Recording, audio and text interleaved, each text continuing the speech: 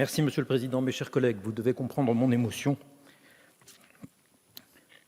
Je suis non seulement habitant ces régions, j'ai eu quelques coups de fil cette nuit de ma fille, qui est, je le rappelle, sur ces bancs, que j'appelle bicitoyenne et non pas binationale.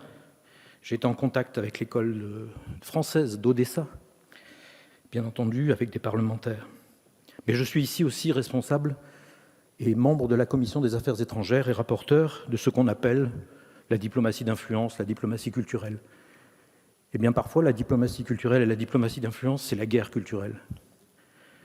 Ce qui s'est passé lundi et ce qu'a fait le président Poutine lundi, d'abord, c'est cet ordre flou qui lui permet de facto, dans le droit russe, de passer de l'autre côté du front, parce que maintenir la paix dans un territoire séparé par une ligne de front d'un traité international, ça veut dire qu'on envahit. Et deuxièmement, et surtout, mes chers collègues, son discours est une déclaration de guerre culturelle. C'est l'anti-Europe. Revenir, et ça s'est déjà passé dans l'histoire, au Moyen-Âge, ça s'est passé sous Staline. Revenir à « nous sommes tous russes, cette terre est russe, donc je suis le patron », ça annonce pour tout le monde le contraire de ce que nous faisons en Europe, où nous avons 24 langues, où nous acceptons de ne pas être d'accord, où nous acceptons d'être ennemis héréditaires et de travailler ensemble. Ce qui se passe ici,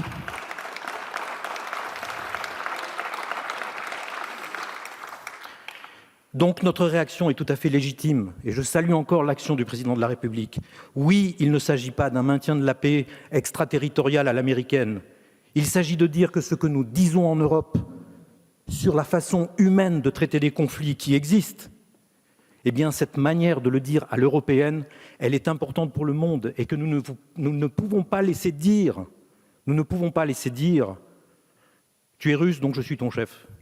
Ça n'existe pas. Et M. Poutine, je vous le dis, je pense aujourd'hui à toutes les personnes de ces territoires, qu'ils soient aujourd'hui pour vous ou qu'ils soient pour nous, excusez-moi, Monsieur le Président, qu'ils croient que la Russie est la solution ou que l'Europe est la solution.